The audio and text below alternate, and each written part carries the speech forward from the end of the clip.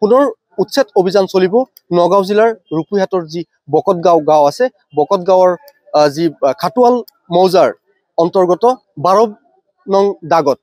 আৰু সেই উচ্ছেদ অভিযান স্থলীত মই উপস্থিত আছো মোৰ লগত যি সতীৰ্থ আছে সতীৰ্থজন দেখুৱাব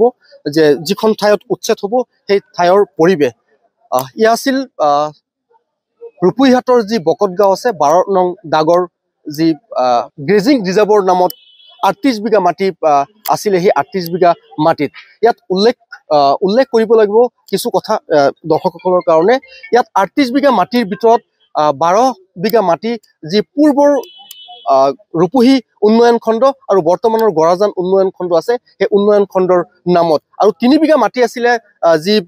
পঞ্চায়ত আছিলে এই পঞ্চায়তৰ নামত বৰ্তমান যি উন্নয়ন খণ্ড আছে গৰাজান উন্নয়ন খণ্ড সেই গৰাজান উন্নয়ন খণ্ডৰ যি গৃহ আছে বা য'ত চলি আছে উন্নয়ন খণ্ডটো চলাই গৈছে তাতে কিন্তু পঞ্চায়তৰ যি 3 বিঘা মাটি আছে সেই 3 বিঘা মাটিত চলাই গৈছে কিন্তু যি 12 বিঘা মাটি আবণ্টন হৈছিলে উন্নয়ন খণ্ডৰ নামত গৰাজান উন্নয়ন খণ্ডৰ নামত সেই উন্নয়ন খণ্ডৰ নামত 12 বিঘা মাটি ইতিমধ্যে নাই গতিকে ইয়াত যোৱাকালি প্ৰশাসনৰ ফালৰ পৰা দেখা পোৱা গৈছে যি জাননী প্ৰেৰণ কৰা হৈছে সেই জাননীত স্পষ্টভাৱে উল্লেখ কৰা আছে যে 15 দিনৰ ভিতৰত যিসকল ইয়াত জাননী দিয়া হৈছে জাননী প্ৰেৰণ কৰা হৈছে জিলা প্ৰশাসনৰ তৰফৰ পৰা এওঁলোক যদি ইয়াৰ পৰা উঠি নাযায় বা এওঁলোকক 15 দিনৰ ভিতৰত ইয়াত যি উচ্ছেদ অভিযান চলাব গতিকে ইয়াক যিসকল লোক ইয়াৰ আছিলে প্ৰায় 70 জন গৃহত ঘৰত এই জাননী প্ৰেৰণ কৰা হৈছে গতিকে এক হাহাকাৰ পৰিৱেশৰ সৃষ্টি হৈছে যেহেতু বহু বছৰ ধৰি এওঁলোক ইয়াত বসবাস কৰি আছে এওঁলোক ইয়াত নিজৰ সপোনৰ ঘৰখন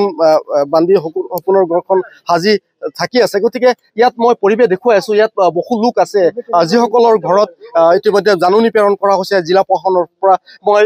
পোনে এজন লোক আছে মই তেখেতৰ কাষলৈ যাম কি ক'ব যেহেতু আপোনালোকক জাননী প্ৰেৰণ কৰা হৈছে উচ্ছেদ কৰিব কি ক'ব এতিয়া কি ক'ম আৰু এতিয়া চৰকাৰে উচ্ছেদ কৰিবৰ কাৰণে জাননী প্ৰেৰণ কৰিছে এতিয়া আমাক এটা সময় দিব লাগিব আমি ঘপককে যাব নোৱাৰো না আমাৰ ল'ৰা ছোৱালী স্কুলত পঢ়ি আছে 5টা ল'ৰা ছোৱালী এতিয়া আমি সোণাই নদীৰ কাণত পিডব্লিউৰ মাটিৰ ওচৰত পঢ়ি আছো কিছুমান মানুহ আছে সৰকাৰ বলি নহয় কিছুমান মানুহ আছে আমাক ইয়াৰ পৰা খেদিব কাৰণে দুশ্মনী কৰি পেলাই কিমান দিন আগত আপোনালোক ইয়াত আহিছিল ইয়াত আমি আজি আছো আমি 50-52 বছৰ হৈ গ'ল আমাৰ ইয়াতে আমাৰ জন্ম ইয়াতে আমি আছো ইয়াতে বুঢ়া হলো মা দেউতা ইয়াতে ঢুকালে এতিয়া আৰু সৰকাৰে আমাক এটা ব্যৱস্থা কৰি দিব লাগিব আমি যহতে সৰকাৰক ভোট দিছো সৰকাৰৰ ৰেশন পাই আছো ৰেশন কাৰ্ড পাইছো আমি সৰকাৰৰ মানুহ হয় কিন্তু আমাক সৰকাৰে এটা সুবিধা কৰি দিয়ক গেজেং মাটি আছে যদি সরকারে ভাঙি দিয়ক আমার আপত্তি নাই কিন্তু আমি যদি সরকারের ভোটার মানুষ আমার ইমান বছৰৰ পৰা মা দেউতা ভোট দি আছে আমি ভোট দি গৈ আছো আমি এতিয়া বুঢ়া হলো আমি মৰিব লগা হৈ গ'ল এতিয়া আমাক সৰকাৰে যদি ইমান টাইমত উচ্ছেদ কৰি দিয়ে আমি ক'ত যাম কিন্তু আমি সৰকাৰেৰ মানুষ সৰকাৰে উচ্ছেদ কৰিব কোনো কথা নাই আমাক এটা সুবিধা কৰি দিব লাগিব সৰকাৰে উল্লেখনীয় বিষয়টো হৈছে যে এওঁলোক আসলতে 50 বছৰৰ অধিক সময় হল ইয়াত বসবাস কৰা নিজৰ ঘৰখন বনাই আছে গতিকে এতিয়া মূল কথাটো হৈছে যে ইয়াত যি উন্নয়ন খণ্ডৰ নামত ৰূপহী পূৰ্বৰ ৰূপহী বৰ্তমানৰ যি গৰাজান উন্নয়ন খণ্ড আছে উন্নয়ন খণ্ডৰ নামত 12 বিঘা মাটি আবণ্টন চৰকাৰে দিছিলে লগতে যি পঞ্চায়ত আছিলে পঞ্চায়তৰ নামত 3 বিঘা মাটি আবণ্টন দিছিলে খাটোৱাল মৌজাৰ অন্তৰ্গত যি বকতগাঁৱৰ যি 12 নং দাগৰ যি মাটি গ্ৰেজিং ৰিজাৰ্ভ আছিলে সেই গ্ৰেজিং ৰিজাৰ্ভৰ পৰা এইখিনি আবণ্টন দিয়া হৈছিলে বাকি মাটিখিনি এতিয়া ক'ত গ'ল বাকি মাটিখিনিত এওঁলোক ক'ৰ পৰা কিয় ইয়াত বসবাস কৰিছিলে মই এই কথাটো আৰু আপোনাৰ পৰা জানিব বিচাৰিম কিমান চনত আপোনালোক ইয়াত আহিছিলে আমি ইয়াত আহিছো 40-45 বছৰ হৈছে আমি এতিয়া চৰকাৰৰ তৰফে আবেদন জনাইছো যে আমাৰ ইয়াত মানুহ যিবিলাক আছে পাট্টা মাটিও আছে কোনোবা মানুহ পাট্টা নাই যিবিলাকৰ পাট্টা আছেই যিবিলাকৰ পাট্টা নাই সেই পাট্টা নোহোৱা মানুহক এটা সহযোগিতা দিব লাগে এটা ভূমিহীন সহযোগিতা দিব লাগে আমি চৰকাৰত এইটো আহ্বান জনাইছো যাতে আমি ভোটাৰ হৈ পেলাই আমি শান্তিতে থাকিব পাৰো শান্তিতে মই স্বাস্থ্যটো ঘটাব পাৰো আমি চৰকাৰত এইটো আহ্বান জনাইছো নিশ্চয় ৰাজনৈতিক যিসমূহ নেতাসকল আসলতে চৰকাৰ হয় বিভিন্ন দলৰ চৰকাৰ হয় চৰকাৰ যেতিয়া কংগ্ৰেছ চৰকাৰ আছিলে কংগ্ৰেছ চৰকাৰৰ সময়ত এওঁলোক কংগ্ৰেছ চৰকাৰৰ সময়ত এওঁলোক ইয়াত আহিছে বুলি ইতিমধ্যে বহুতে কৈছে আৰু সেই সময়ত যদি কংগ্ৰেছ চৰকাৰে এওঁলোকৰ মাটিৰ পট্টাৰ কিবা ব্যৱস্থা কৰিলে হয়তো আজি এই দিনটো এই সকল লোকৰ উচ্ছেদ হ'ব বা উচ্ছেদ হৈছে অসমৰ বিভিন্ন প্ৰান্তত এওঁলোকৰ এই দিনটো দেখিবলৈ নাপালে হয় কিন্তু মই আৰু এজন লোক আছে মই তেখেতৰ কাষলৈ যাম আপুনি ইয়াৰ স্থানীয় বাসিন্দা কিমান চনত আপুনি ইয়াত আহিছিলে আৰু কিয় বহিছিলে ইয়াতে ক'ৰ পৰা আহিছিলে ইয়াৰে লোকেল মানুহ হয়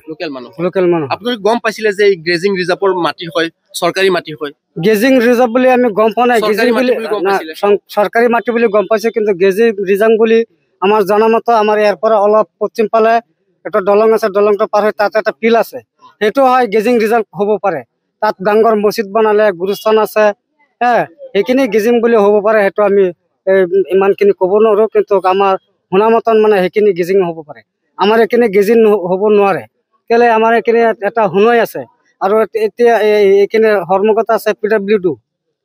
ৰাস্তা আছে ব্লক আছে মাজত অলপখিনি মাটি 3 বিঘা পৰা বা 4 বিঘা এৰ ওপৰত নহয়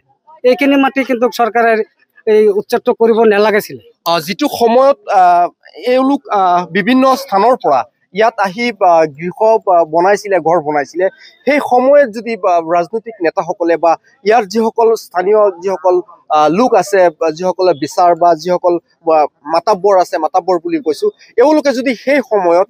যদি চৰকাৰী মাটিত যেন বসবাস কৰিব নালাগে বা চৰকাৰী মাটিত যেন গৃহ বনাব নালাগে এই সমূহ কথা যদি সেই সময়ত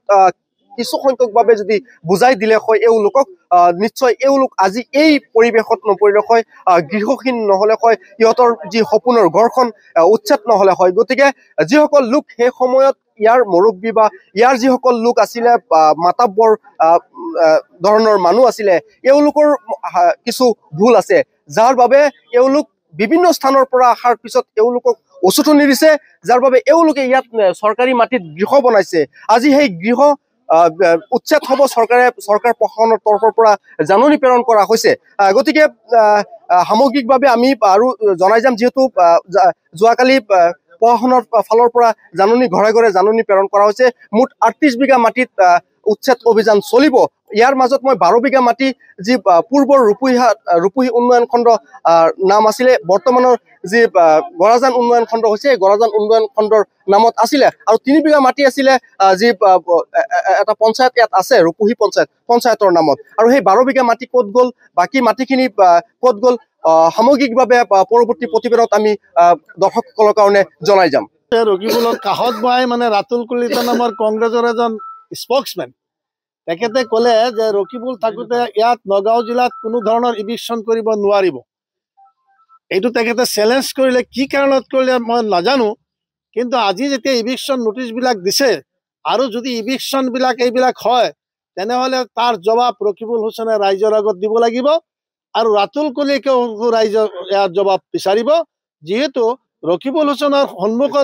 সন্মুখতেই তেখেত বহি আছে সেইখন মিটিঙত কৈছে যে ইয়াত উচ্ছেদ কৰিব নোৱাৰিব গতিকে এই সম্পৰ্কে এই সামগ্ৰী উচ্ছেদ কৰিব নোৱাৰিব আৰু যিবিলাক নোটিছ এতিয়া আহি আছে সামগ্ৰী সমষ্টিত আহি আছে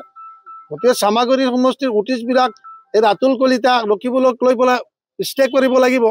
নহ'লে ইয়াৰ প্ৰতিক্ৰিয়া মানে ৰাইজৰ ভিতৰত বেয়া মানে সৃষ্টি হ'ব গতিকে আজি এই মিডিয়াৰ জৰিয়তে মই ৰাতুল কলিতাকো কৈছোঁ আৰু ৰকিবুল চাহাবকো কৈছোঁ যে আপোনাৰ সন্মুখত বহি থাকি যেতিয়া কৈছে যে উচ্ছেদ হ'ব নোৱাৰিব যাতে উচ্ছেদ নহয় তাৰ কাৰণে এটা বিহিত ব্যৱস্থা ল'ব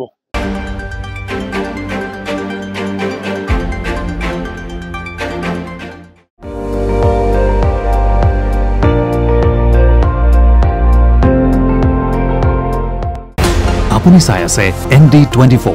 সৰ্বশ্ৰেষ্ঠ নহয় সৰ্বোত্তমৰ দৌৰ